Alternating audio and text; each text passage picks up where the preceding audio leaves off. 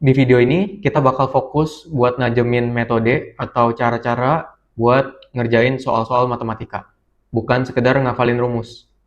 Levelnya untuk SMA sederajat, dari tingkat dasar sampai ke level kompetitif. Dan kita ngikutin buku Art of Problem Solving, karyanya Sandor Lehoczky dan Richard Rushczyk. Kita masuk ke problem solving dalam merasionalkan penyebut. Kita coba lihat dulu apa yang dimaksud dengan bilangan rasional. Jadi definisi bilangan rasional adalah bilangan yang sesimpel bisa ditulis menjadi pecahan. Contohnya bilangan bulat yang paling penting, karena semua bilangan bulat kayak 2 itu bisa ditulis menjadi pecahan 2/1.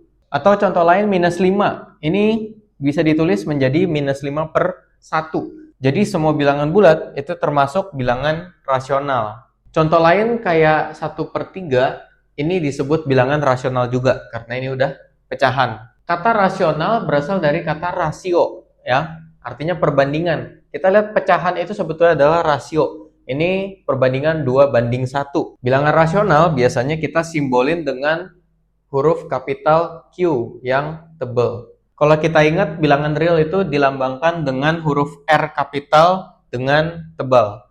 Ini juga sama, bilangan rasional pakai Q dari kata quotient atau artinya sama rasio, ya, itu bahasa Inggrisnya. Nah, maksudnya merasionalkan penyebut itu apa? Jadi kalau kita punya pecahan, itu kadang-kadang bawahnya itu adalah bentuk yang tidak rasional atau irasional. Contohnya kayak akar 2, karena akar 2 nggak bisa diubah ke bentuk pecahan. Kenapa kita pilih penyebut yang rasional? Soalnya penyebut yang rasional bentuknya lebih sederhana, lebih gampang dimanipulasi. Misalnya kalau kita mau menjumlahkan atau mengurangkan pecahan, penyebutnya kan harus dicari dulu KPK-nya. Kalau misalnya bentuknya bukan bilangan bulat atau bilangan rasional, itu bakal ribet. Makanya kita lebih pilih penyebut yang rasional. Nah, gimana caranya kita merasionalkan penyebut? Kalau misalnya bentuknya kayak gini, kita harus sedikit kreatif. Jadi cara simpelnya, kita kaliin atas sama bawah dengan penyebutnya yang ada di bawah. Jadi di sini yang atas kita kaliin akar 2, yang bawah kita juga kaliin akar 2. Kenapa kita boleh kaliin kayak gini? Karena kita tahu ini nilainya atas sama bawah sama. Jadi hasilnya pasti 1. Bilangan apapun dikali 1 itu nggak bakal ngubah hasilnya. Jadi ini kita nggak mengubah hasilnya atau nilainya. Kita cuman ubah bentuknya aja. Jadi ini 1 dikali akar 2, itu nilainya akar 2. Dan akar 2 kali akar 2 hasilnya akar 4. Atau dengan kata lain, ini 2. Jadi penyebutnya udah bilangan rasional. Ini sama ini nilainya sama. Tapi kita lebih pilih bentuk yang ini lebih umum. Kalau bawahnya akar kuadrat gampang. Tapi gimana kalau misalnya bawahnya bukan akar kuadrat? Jadi di sini kita punya contoh akar kubik. Triknya sebenarnya mirip. Kita bakal kaliin ini sama angka 1 yang dimodif kayak begini. Cuman kita harus lebih kreatif sedikit. Jadi pertama kita harus ubah ini ke bentuk faktorisasi primanya dulu. Bentuk faktorisasi prima dari 12 itu 2/2 dikali 3. Nah, sekarang kuncinya gini. Kita tanamin di kepala kita. Kalau kita mau merasionalkan suatu penyebut, berarti kita mau hilangin akarnya ini. Di sini akar kubik. Artinya kalau kita mau hilangin, ini angka-angka di dalamnya semua harus kubik juga. Ya, sedangkan ini kuadrat ya, 2/2, pangkatnya 2. Ini pangkatnya 1. Jadi gimana caranya kita nambahin pangkat mereka? Ya dengan cara mengalihkan aja. Dengan akar pangkat 3 dari teman-temannya mereka. Ini kan 2/2, karena dia kurang 21 lagi, biar jadi pangkat 3, berarti kita kaliin 21 lagi. Ini kan 3, dia butuh 2 teman lagi, biar 3-nya jadi pangkat 3. Jadi kita kaliin sama 3/2. Nanti 2/2 dikali 2 hasilnya 2/3. 3 dikali 3/2 hasilnya 3/3. Nah ini kalau bawahnya dikali ini, atasnya juga harus dibikin sama persis. Karena balik lagi, kita kaliin nilai ini sama angka 1. Jadi kita nggak mengubah nilai aslinya.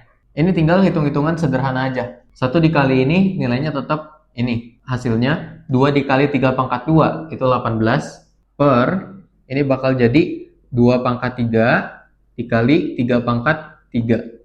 Nah, di sini semuanya udah pangkat 3, jadi kita bisa hilangin pangkat dan akarnya. Jadi atasnya tetap sama, bawahnya sisanya tinggal 2 dikali 3. Jadi penyebutnya udah rasional, yaitu 6 ya. Contoh lagi, gimana caranya kita merasionalkan ini? Ingat tujuan utama kita cuma mau hilangin akar yang ada di dalam penyebutnya. Ya, di sini ada 3 dikali akar pangkat 4 dari 72. Ingat kalau misalnya bukan akar kuadrat, jadi ini akar pangkat 4, kita harus pakai trik memecah dalamnya, yaitu radikan, menjadi faktorisasi primanya. Jadi semuanya kita bikin tetap dulu, 72-nya aja kita pecah jadi faktorisasi primanya. Oke, kalau udah kita tinggal main game melengkapi temannya tadi. Berarti kita harus bikin radikan-radikan ini pangkatnya 4 juga. Di sini 2 pangkat 3 kan, jadi kita harus kaliin dia sama temennya. Kita cukup mau hilangin akarnya aja ya, jadi kita nggak perlu kaliin sama angka yang ada di depan ini. Jadi cukup kaliin sama akar juga. Nah, di sini 2 pangkat 3 kurang 1 lagi supaya jadi pangkat 4. Nah, ini 3 pangkat 2 kurang 2 lagi supaya ini kali ini jadi 3 pangkat 4. Lagi kalau misalnya di bawahnya udah begini, di atasnya juga harus sama. Sisanya kita tinggal kaliin, atas kali atas, bawah kali bawah. Ini nggak apa-apa, pelan-pelan aja kerjanya, soalnya yang penting itu teliti ya. Karena ini bisa banyak banget kesalahan. Ini dikali dengan akar pangkat 4 dari 18. Per penyebutnya 3 dikali ini kali ini. Jadi akar pangkat 4 dari 2 pangkat 4 dikali 3 pangkat 4. Semua udah pangkat 4, jadi yang di bawah ini akar sama pangkatnya udah bisa hilang semua ya. Ini jadi yang atasnya tetap, yang bawahnya 3 dikali 2 dikali 3 dari sini. Bentuk kayak gini sebenarnya udah rasional. Kalau kita lihat penyebutnya udah bilangan bulat ya. Ini jadi 18. Kalau kita mau sederhanain lagi, tinggal pakai aturan-aturan eksponen yang ada dibahas di video lain. Oke. Ini kalian boleh cek. Kalau misalnya kalian sederhanain ini, nanti bakal dapat bentuknya kayak begini. Akar pangkat 4 dari 450 per 9. Tapi sekarang kita mau fokus ke soal yang bentuknya beda lagi. Gimana kalau misalnya kita punya penyebutnya itu ada 2 suku. Jadi contohnya kayak gini, ada 1 plus yang kedua yaitu akar 2. Nah, mungkin percobaan pertama kita ketika ngelihat itu, kita mau langsung kaliin dengan akar yang di sini, karena pakai trik yang sebelumnya.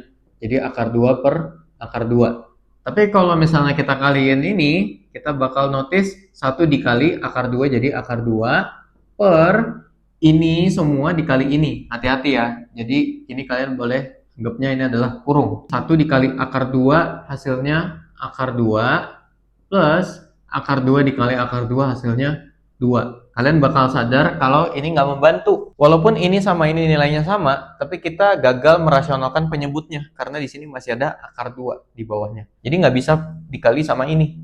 Kita harus pakai trik lain. Trik kreatifnya adalah kita kaliin ini sama yang namanya bentuk sekawannya.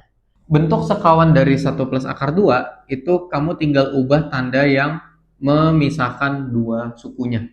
Jadi kalau ini plus dia jadi minus, kalau ini minus dia jadi plus. Jadi di kasus yang ini kita kaliin sama 1 min akar 2. Ini bentuk sekawannya. Kalau bawah dikali ini, atas juga sama. Sekarang kita tinggal kalihin masing-masingnya. Ini kalau kalian masih kurang hati-hati boleh pakai tanda kurung. 1 kali 1, 1.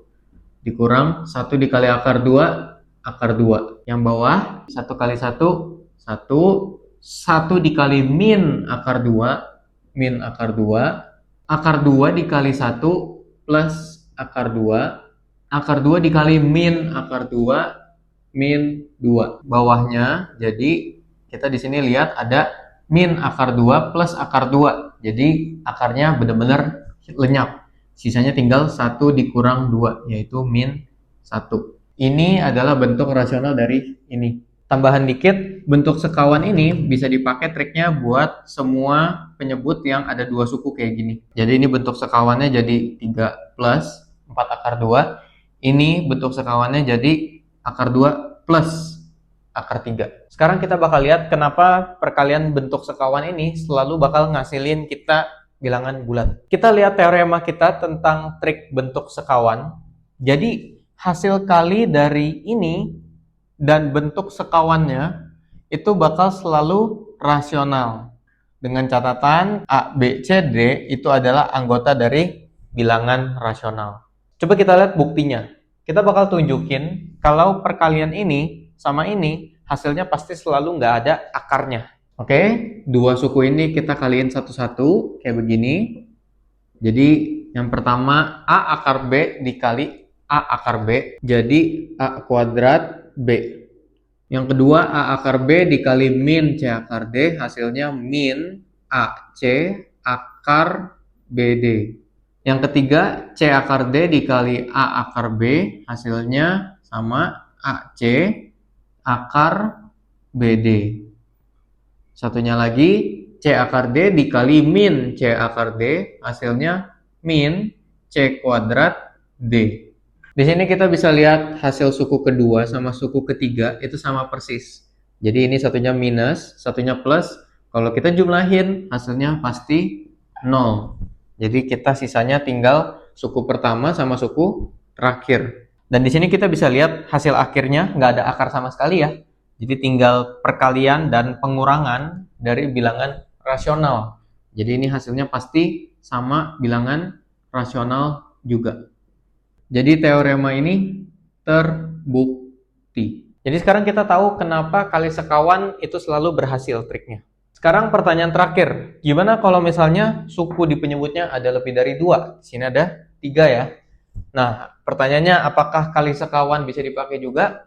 Yes, jawabannya bisa. Kita kali sekawannya harus pinter. Jadi triknya adalah kita ngelompokin dua sukunya. Kalau misalnya contoh kita kelompokin 5 sama min akar 2-nya jadi 1, ini seolah-olah bakal jadi dua suku doang. Nah, dari sini kita anggap aja ini dua suku, kita bisa kali sekawannya, tinggal ubah tanda di tengahnya. Jadi ini kita kaliin sama 5 min akar 2 plus akar 3 dan atasnya juga kita samain. Jadi ini bentuk sekawan dari ini. Kalau kita sederhanain, artinya kita kaliin ini ke masing-masing sukunya, dapat ini ya. Dan kalau misalnya kita lihat hasil dari pembuktian teorema tadi, ini sebenarnya tinggal yang pertama dikali yang pertama, jadi ini dikurang yang kedua dikali yang kedua.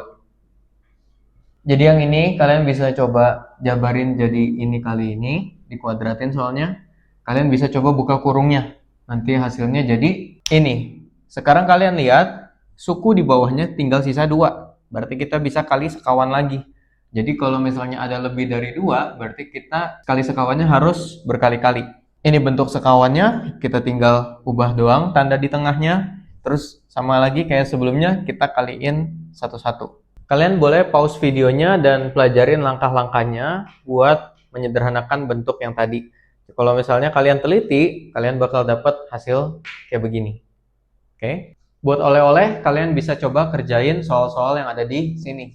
Yang pertama ini yang penyebutnya semuanya satu suku. Dan yang kedua ini yang penyebutnya semua lebih dari satu suku. Beberapa soal yang lebih susah gue kasihin juga supaya kalian lebih paham ngerjainnya. Soalnya triknya itu agak sedikit berbeda, tapi kalian bisa coba karena lumayan menarik. Sekian itu aja tentang merasionalkan penyebut. Semoga membantu.